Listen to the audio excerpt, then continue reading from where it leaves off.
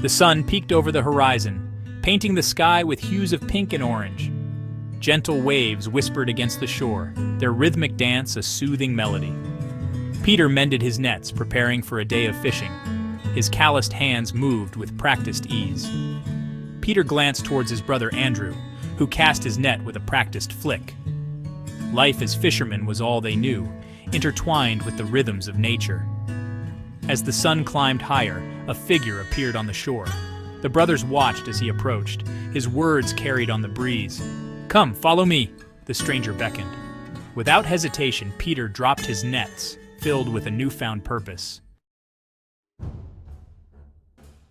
His name was Jesus, and he spoke with authority and compassion. He shared stories of love, forgiveness, and a kingdom beyond this world.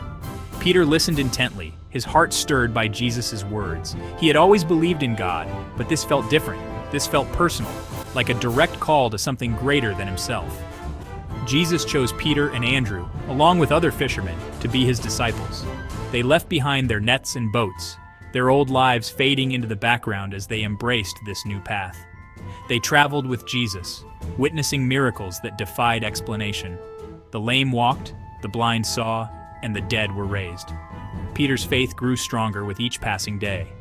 He was a man of action, impulsive and passionate. He was the first to speak, the first to act, his loyalty to Jesus unwavering. He witnessed the transfiguration, a glimpse of Jesus' divine glory that left him awestruck. Yet despite his growing faith, doubt still lingered in the shadows of his heart. Jesus warned them that difficult times lay ahead, that he would suffer and die at the hands of men. Peter refused to believe it. He couldn't fathom such a fate for the man he had come to love and revere as the Son of God. "Never, Lord," Peter exclaimed. "This shall never happen to you." Little did he know that his own fears and doubts would soon be tested in the fires of adversity. The night descended like a shroud, casting an ominous pall over Jerusalem. Jesus was arrested in the Garden of Gethsemane, betrayed by one of his own. Peter watched in horror as soldiers seized his master, their torches casting flickering shadows on the terrified faces of the disciples. Fear coursed through him, a chilling grip that tightened around his heart. He followed Jesus at a distance, his loyalty battling with the overwhelming urge to flee. He found himself in the courtyard of the high priest, warming himself by the fire as Jesus stood trial. A servant girl recognized him, her words piercing the night. "You were with that Nazarene, Jesus," she accused. Panic seized Peter, and he denied knowing his master, his voice trembling with fear. 3 times he denied Jesus, each denial a hammer blow to his soul.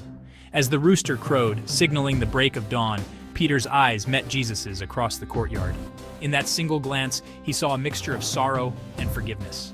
The weight of his betrayal crashed down upon him, and he fled into the night, his sobs echoing through the empty streets.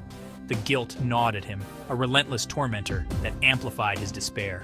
He had promised to follow Jesus to the death, yet when the moment came, he had chosen self-preservation over loyalty. His heart ached with remorse, the memory of his betrayal a searing brand on his soul. He had failed his master, the one he had so boldly proclaimed to be the Messiah. Despair clung to Peter like a shroud in the wake of Jesus' crucifixion. The world felt shrouded in darkness. The hope that had burned so brightly within him now reduced to flickering embers. He returned to the familiar comfort of the sea, seeking solace in the rhythmic motion of the waves. Yet the memory of his betrayal haunted him, a constant reminder of his failure. One morning, as the sun rose over the Sea of Galilee, Peter and several other disciples were fishing. They had toiled through the night, their nets empty, their spirits as barren as their catch.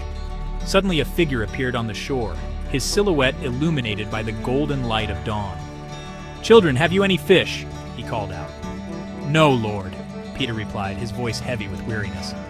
"Cast the net on the right side of the boat, and you will find some," the figure instructed.